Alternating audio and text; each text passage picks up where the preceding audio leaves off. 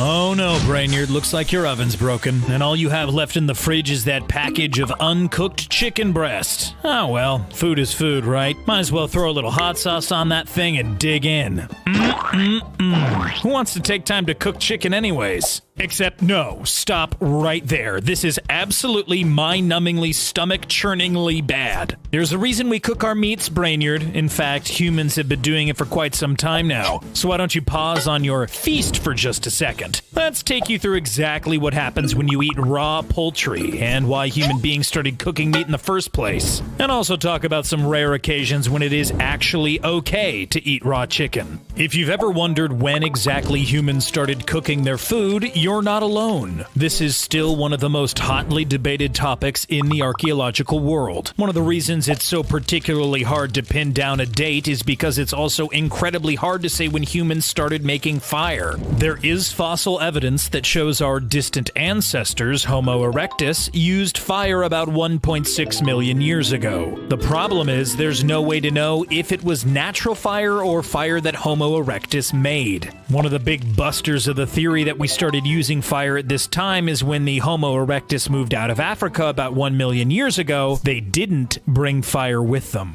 I mean, it's fire. It's arguably the most transformative discovery in the history of, well, ever. If humans knew how to make it, then, well, what were they doing leaving it all behind and not making fires as they moved north? Turns out that fire could have been introduced by Neanderthals many years later. Consistent fires finally started to show up about 400,000 years ago. But again, this is debated. And not all Neanderthal camps used fire, which brings us back to the same debunker. If you knew how to make fire, why weren't you using it? One thing is for certain, whether it was really Homo erectus that first discovered fire over 1 million years ago, or Neanderthals about 500,000 years ago, what we do know is that 12,000 years ago, fire was finally mastered. I guess after enough tries, we finally realized you just keep rubbing two sticks together and you'll get it. But what about the advantages of cooking meat? Why not just eat it as is? Turns out there's quite a few benefits to tossing that shrimp on the body. Cooked food is easier for our stomachs to digest, which means we can absorb more calories from it. As hunters and gatherers, this made each catch of the day much more nourishing, and scientists even theorize this boost in calories from our food was what allowed us to slowly develop bigger brains. Another important quality of cooked meat, it's quicker and easier to eat. Gnawing at the same piece of meat right off the bone takes quite a bit of time and precious calories. Cooking and then eating meat meant less time and less work for our intestines. Another leading theory suggests that this is what led our bodies to develop smaller teeth, smaller jaws, and have a generally less hardy digestive tract. Again, this meant more energy and resources from our bodies that could go to our now developing brains. Here's the other no-brainer. Cooking meat also sanitizes it. There are tons of bacteria on the surface of raw meat. By cooking it at temperatures over 160 degrees, all that disease-causing bacteria will go bye-bye, and you'll now have a meal that's safe to eat. But Brainerd, you're in a bind. Again, that oven is out. You want to eat, and you want to eat now. That chicken breast is starting to look tastier and tastier. Yes, you've heard what we said about improved calorie intake and efficient digestion, but you're hungry. So what happens if you just decide to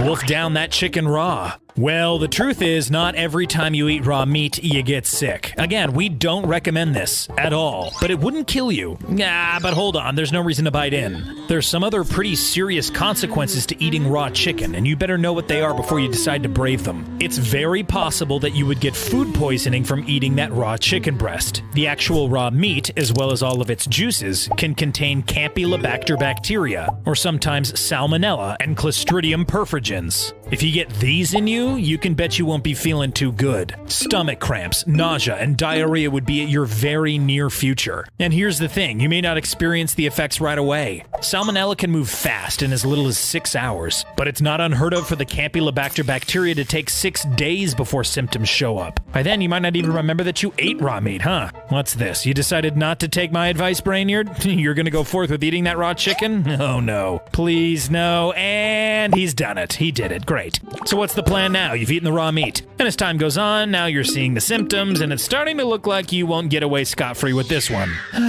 Told you, Brainerd. What can you do now? Well, unfortunately, you kind of just have to wait it out. Doctors recommend eating more bland meals and staying as hydrated as you can while your system slowly but surely gets back to normal. If things aren't looking like they're improving, you may have a more serious infection and have to go see the doctor. They will then prescribe antibiotics and get you on your way. I didn't mean to scare you, Brainerd, but this is serious stuff. Food poisoning is no fun, and you can be out of commission for days at a time until things improve. I recommend taking extra care to check the meat that you eat to make sure that everything is cooked properly. The biggest indicator of undercooked meat is the color. If everything is A-OK, then the meat should be white. If things are pink or even a little bit bloody, it's not done, and should be put back in the oven ASAP. Thing is, Brainerd, if you train as a chef and really know what you're doing, there are methods of preparing chicken that include serving it raw. Chicken sashimi is one such dish. The meat is seared or boiled for no more than 10 seconds, and that's it. The cut of meat is also very important. Chicken sashimi uses thinly sliced cuts and cubes from the inner part of a chicken breast, which has the least likely chance of carrying salmonella. Hey, looks like you can eat raw chicken after all, Brainerd, once you're a professional chef, that is. But let's take a second to quell one quick rumor about eating raw chicken, and that has to do with a super nasty little parasite called a tapeworm. It's true, eating raw beef or pork can indeed cause you to catch this disgusting parasite, also known as teniasis. Having a tapeworm is a particularly nasty thing because a lot of the time, people won't even know that they've contracted one. The symptoms are usually very mild and sometimes non-existent. What you have to look out for is nausea, diarrhea, fever, and even fatigue. If your condition worsened, you would start to develop a fever, headache, chills, aching joints, even constipation. Some people have even experienced loss of their dexterity and movement abilities, and even developed heart and breathing problems. In some rare cases,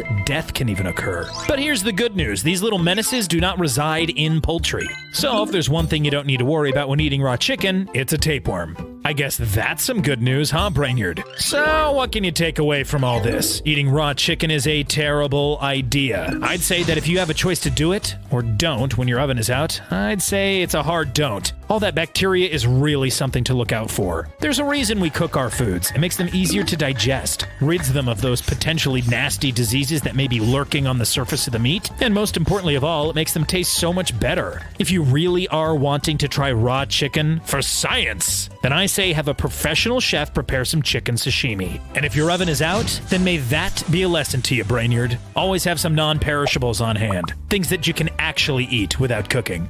See you later, Brainiacs.